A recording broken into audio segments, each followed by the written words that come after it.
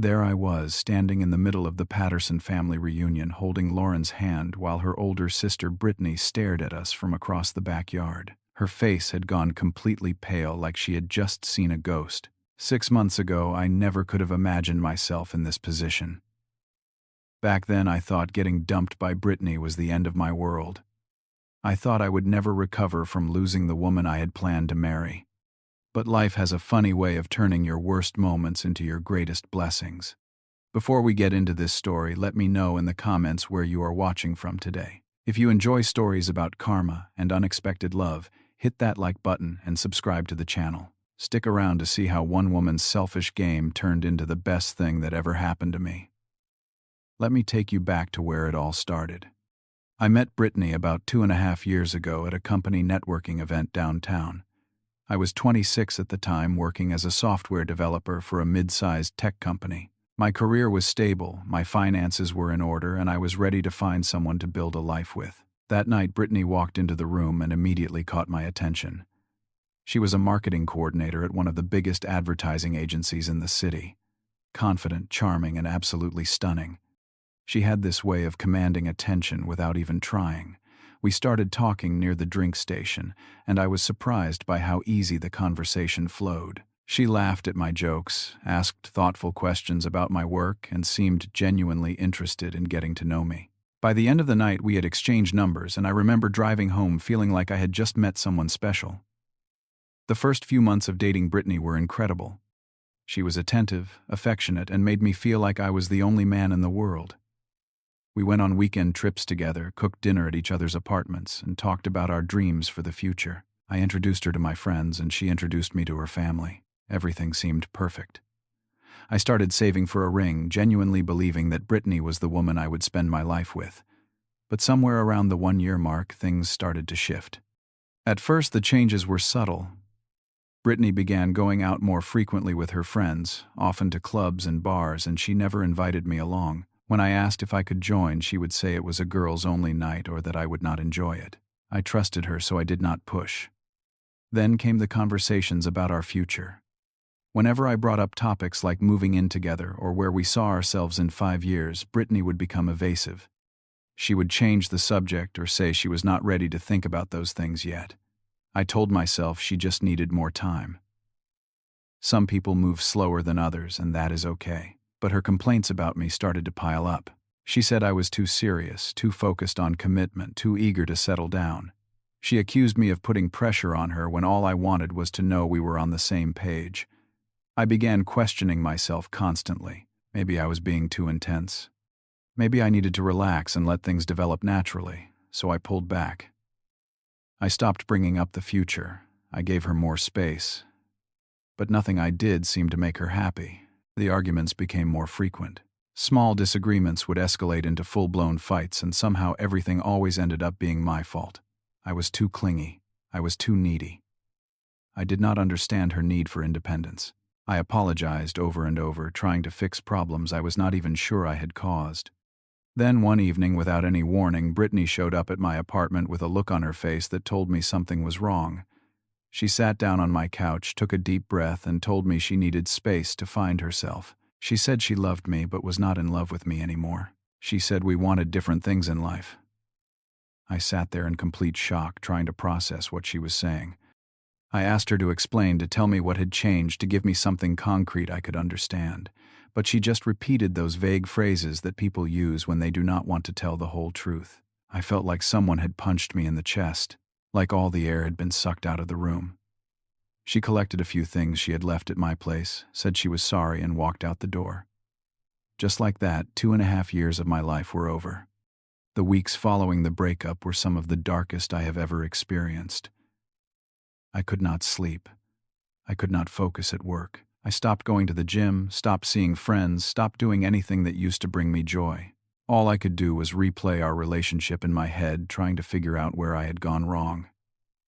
My best friend Marcus tried everything to pull me out of my depression. He showed up at my apartment with pizza and beer. He invited me to watch basketball games. He even suggested we take a weekend trip somewhere just to get my mind off things, but I turned down every offer. I was stuck in this loop of self-blame and confusion, convinced that if I could just understand why Brittany left, I could find some kind of peace. Brittany started texting me again. At first, the messages seemed innocent enough. She asked how I was doing, said she had been thinking about me, mentioned that she missed our conversations. My heart started racing. Maybe she had changed her mind. Maybe she realized what she had thrown away. She suggested we meet up for coffee at a cafe we used to go to when we were dating. I agreed immediately. I spent way too much time getting ready that morning, picking out the right shirt, making sure my hair looked good. I wanted to show her what she was missing. I wanted her to see that I was still the man she had fallen for. When Brittany walked into that cafe, she looked exactly as beautiful as I remembered. She smiled when she saw me, came over to give me a hug, and acted like nothing bad had ever happened between us. We ordered our drinks and made small talk for a while. Then she got to the real reason she had wanted to meet. She told me she missed me, missed spending time with me, missed the physical part of our relationship.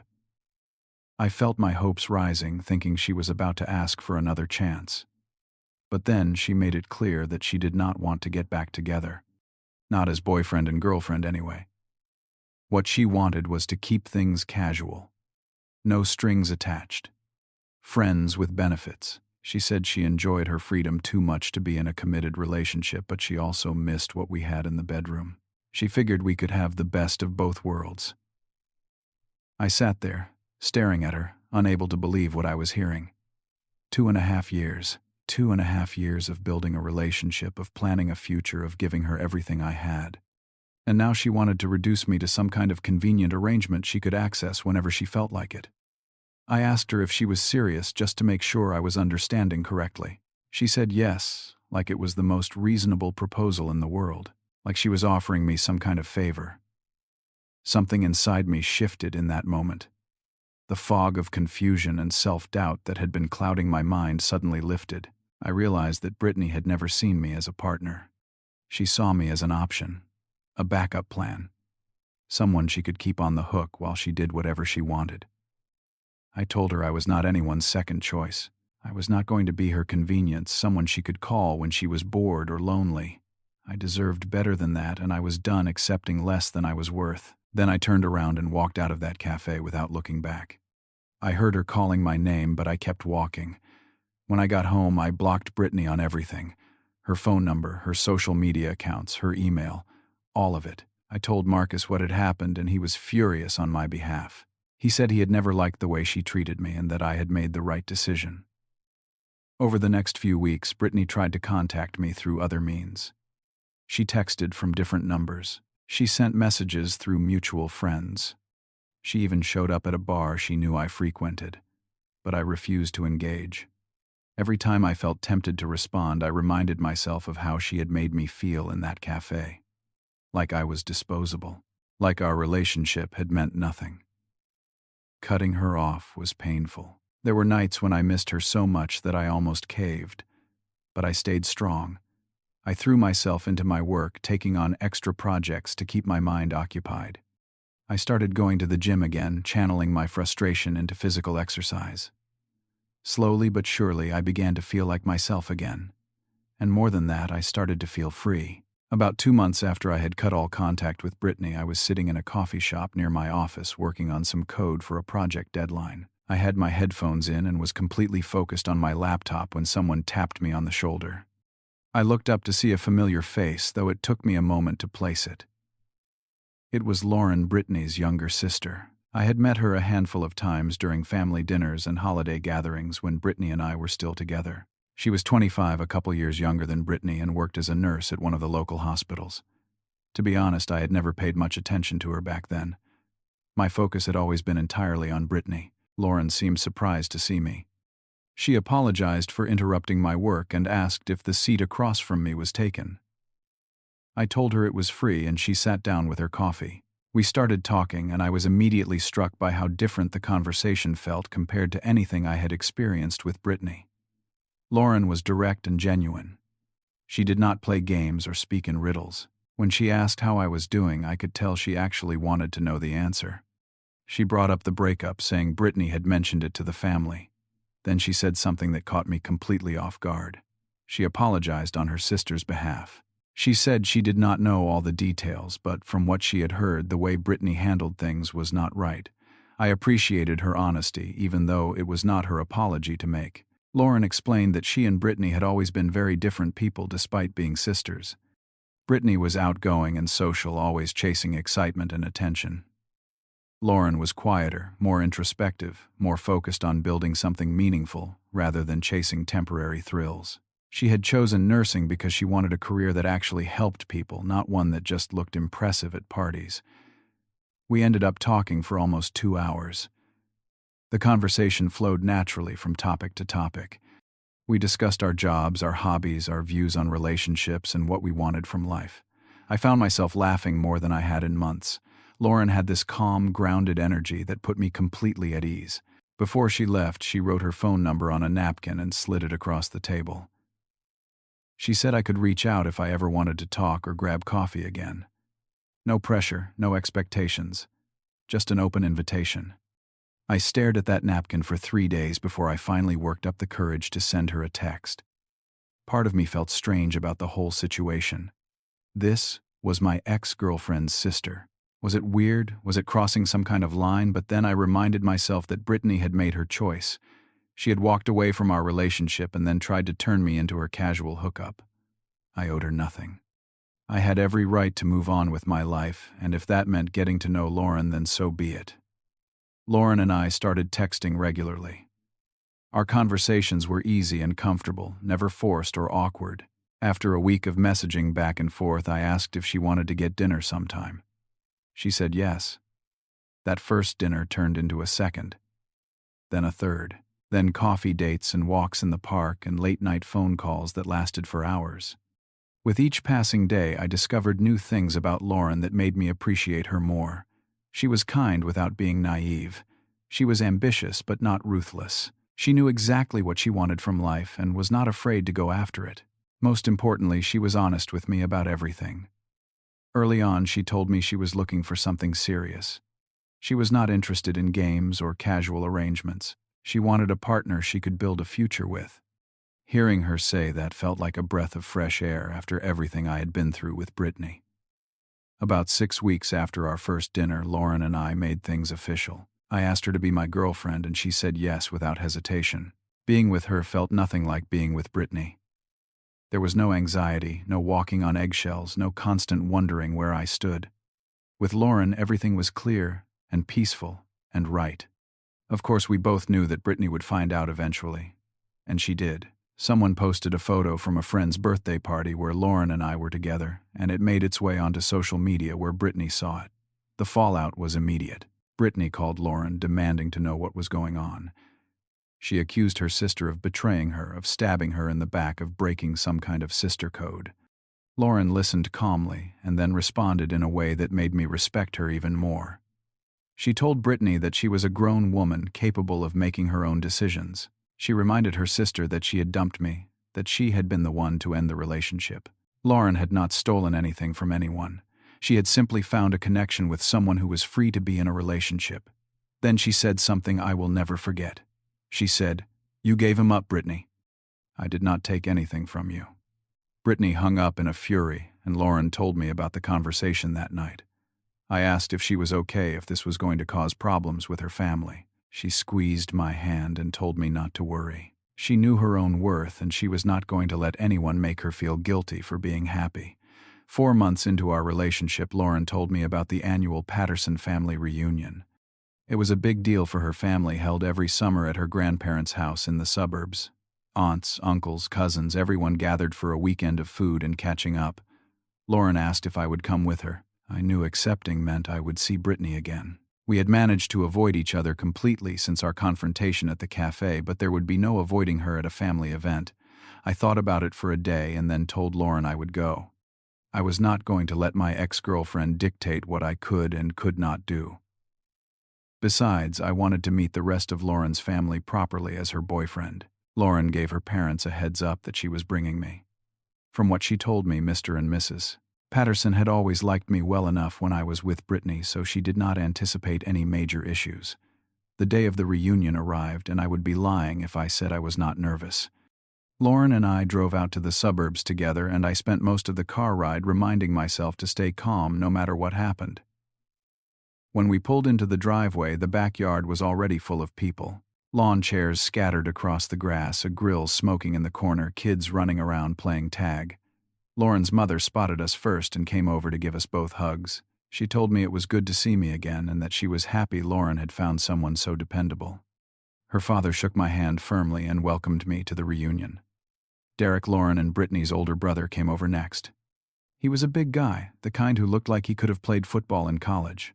He clapped me on the shoulder and said he was glad his little sister had found a good one. The warmth from Lauren's family helped settle my nerves. Then I saw Brittany. She was standing near the drink table with a plastic cup in her hand, staring at us with an expression I could not quite read. Anger, maybe. Or jealousy. Or some mixture of both. I made a conscious decision not to engage with her. I was there for Lauren, not to deal with drama. For the first hour or so, everything went smoothly. Lauren introduced me to various relatives, and I did my best to remember all the names and relationships. The food was delicious, the conversation was pleasant, and I started to think maybe we would get through the whole event without incident. I should have known better. It happened while Lauren was across the yard talking to her grandmother. I was standing alone for a moment, getting a refill on my drink, when Brittany appeared beside me. She kept her voice low, barely above a whisper, but her words were sharp as knives. She asked me if I was serious dating her sister of all people. She called it pathetic and desperate. She said it was low even for me. I took a breath before responding. I told her calmly that I had not pursued Lauren as some kind of revenge scheme. We had run into each other by chance, started talking, and developed real feelings for each other. It had nothing to do with Brittany. She scoffed at that. She accused me of trying to make her jealous, of using Lauren to get back at her. I looked her dead in the eyes and told her the truth. My life did not revolve around her anymore. I had moved on completely. Whatever she thought my motivations were, she was wrong. That was when Brittany started raising her voice. She got loud enough that people nearby started turning to look. She called Lauren a traitor, said I was clearly still obsessed with her, claimed this whole relationship was just an elaborate scheme to hurt her. The scene she was making drew more and more attention. By the time Lauren walked over to see what was happening, half the reunion was watching. Brittany turned to Lauren and publicly accused her of stealing her ex-boyfriend. She said it was a betrayal of the highest order, that sisters were supposed to have each other's backs, that Lauren had violated some sacred trust between them. Lauren stood there calmly, completely unshaken by her sister's tantrum. When Brittany finally paused for breath, Lauren asked her a simple question. She asked if Brittany had wanted me back. Then she added that she remembered hearing about the friends with benefits offer Brittany had made after dumping me. The backyard went silent. Every single person was looking at Brittany now, waiting for her response. Her face turned red. She started stammering, trying to explain herself, but everything she said only made her look worse. She tried to claim she had just been testing me. She tried to say Lauren was twisting her words. But nobody was buying it. Mrs. Patterson shook her head, slowly, disappointment written all over her face. Mr. Patterson told Brittany firmly that she needed to calm down. Derek stepped forward and said what everyone was thinking. He pointed out that Brittany had broken up with me, so she had no right to be angry that I had moved on. Brittany looked around at her family, at all the faces staring back at her with disapproval and embarrassment. Without another word, she turned and walked away, got in her car, and drove off. Nobody tried to stop her. After she left, the tension slowly dissipated. People went back to their conversations and their food, though I caught a few sympathetic glances directed my way. Mrs. Patterson found me later and pulled me aside. She apologized for Brittany's behavior and told me she was genuinely happy that Lauren had found someone like me. It meant more than I could express. That was 6 months ago. Lauren and I have since moved in together. We found a nice apartment about 15 minutes from both our jobs. My career has continued to grow, and I recently got promoted to a senior developer position. Lauren loves her work at the hospital and has been taking classes to advance her nursing credentials. We talk about the future all the time now, and neither of us feels the need to hedge or be evasive. We both know what we want, and we are building it together. As for Brittany, I heard she moved to another city a few months back. She does not come around for family events much anymore. I do not know the details of her life now, and honestly, I do not need to. She is part of my past, and that is where she will stay. Looking back on everything that happened, I am grateful for all of it. Even the pain. If Brittany had not dumped me, I never would have found Lauren. If she had not made that insulting offer at the cafe, I might have stayed stuck in limbo, hoping for reconciliation instead of moving forward. Her rejection was the push I needed to find something genuinely good. I do not hold any anger toward Brittany anymore. Resentment is a heavy burden to carry, and I refuse to let her have that kind of power over my emotional state. I hope she finds whatever it is she is looking for. But more than that, I hope she learns that treating people as disposable options eventually catches up with you.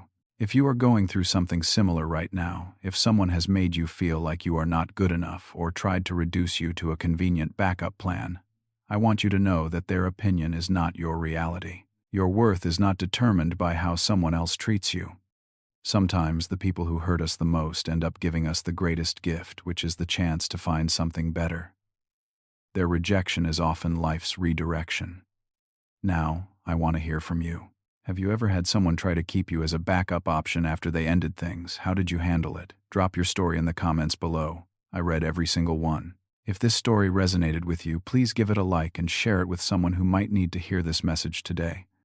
Subscribe to the channel if you have not already and hit that notification bell so you never miss a new story. Thank you so much for watching and for being part of this community. I hope your journey leads you to the love and respect you truly deserve. Take care of yourselves, and I will see you in the next one.